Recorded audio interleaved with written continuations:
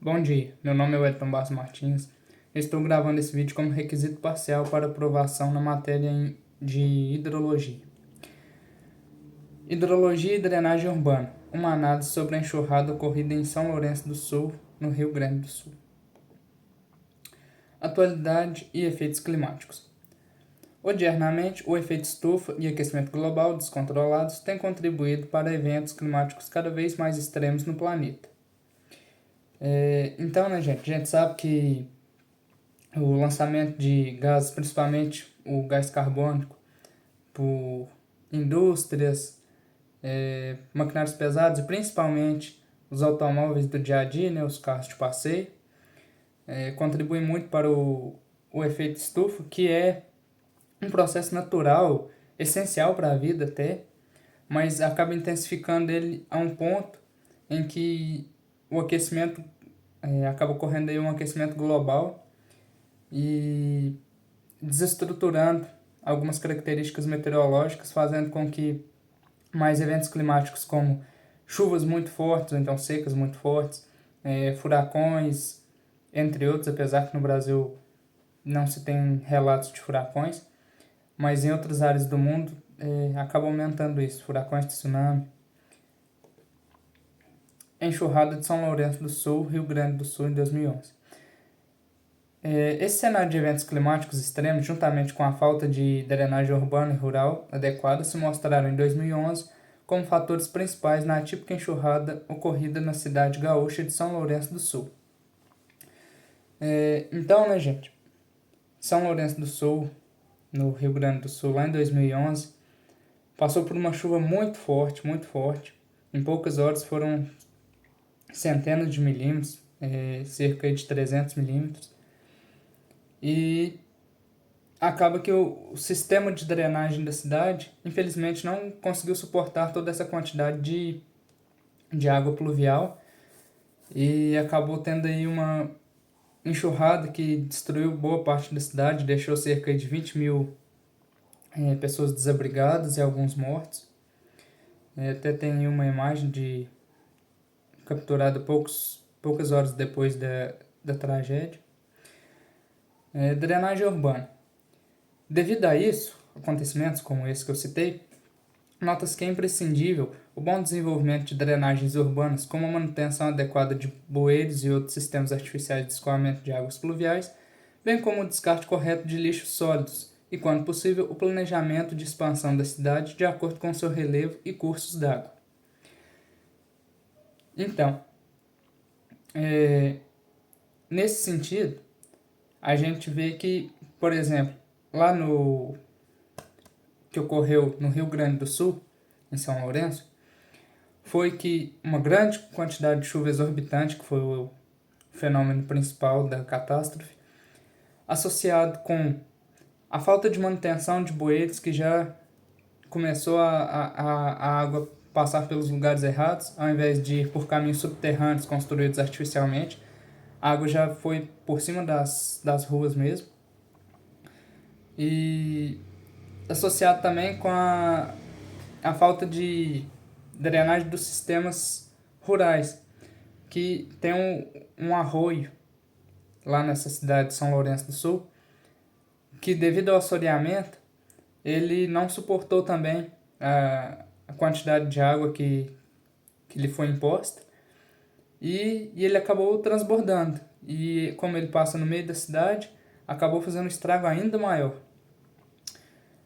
Além disso, associado aí à limpeza dos bueiros, o descarte do lixo sólido deve ser feito em local adequado, em aterros sanitários, porque o lixo na rua acaba entupindo os bueiros.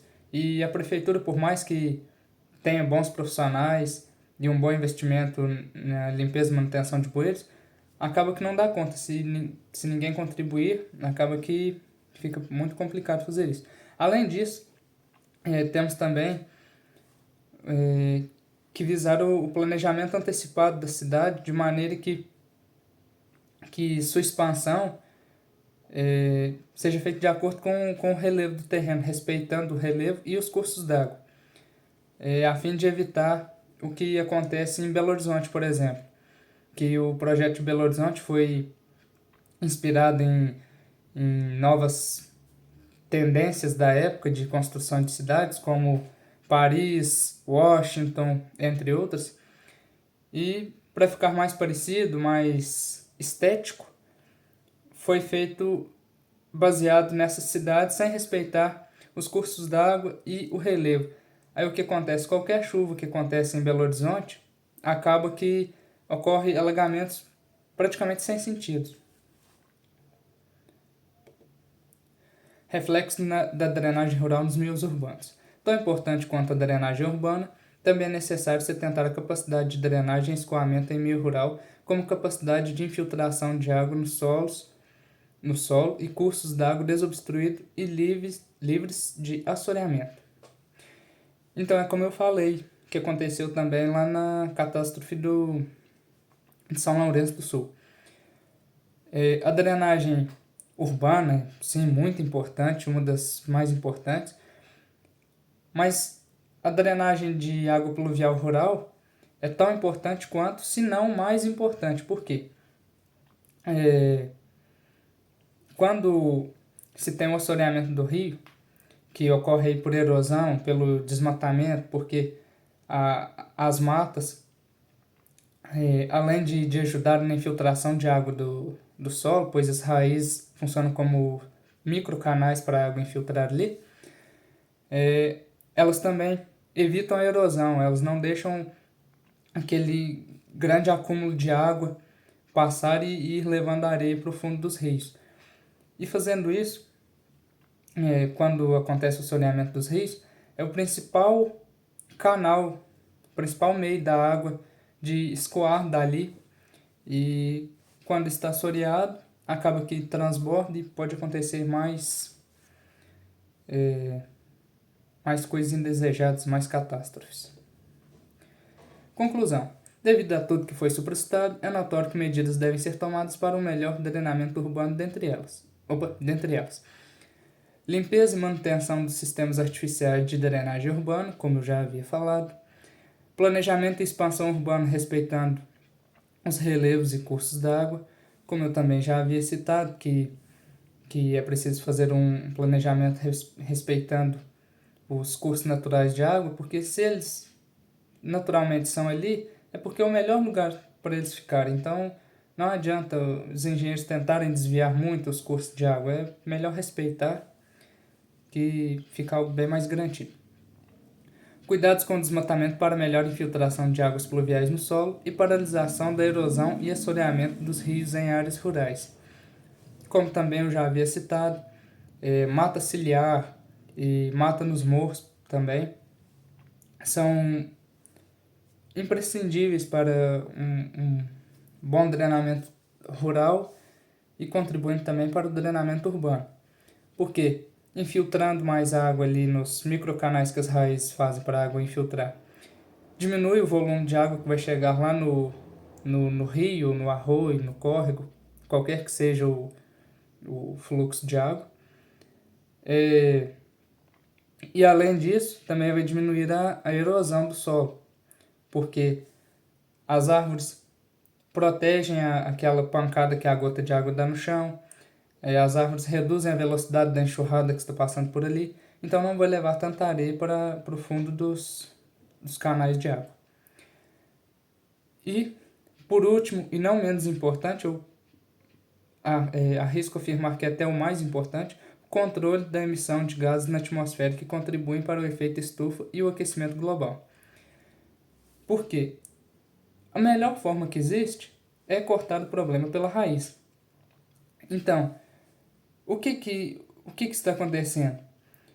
Está havendo o aquecimento global devido à intensificação exagerada do efeito estufa, e isso está causando grandes volumes de chuva em um curto período de tempo.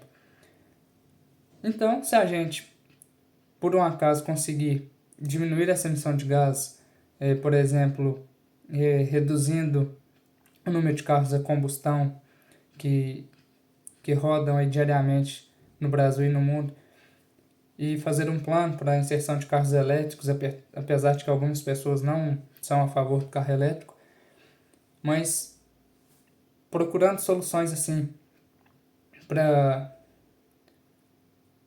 diminuir o lançamento de gás carbônico na atmosfera, creio que o aquecimento global vai reduzir e dessa maneira os efeitos climáticos e meteorológicos voltam ao normal, sim, diminuindo essas possíveis catástrofes. Aqui a bibliografia que eu usei, que foi um artigo sobre a catástrofe ambiental ocorrida, que foi a enxurrada de 2011 em São Lourenço do Sul. E espero que tenham compreendido a mensagem que eu quis transmitir. Agradeço pela atenção. Até mais.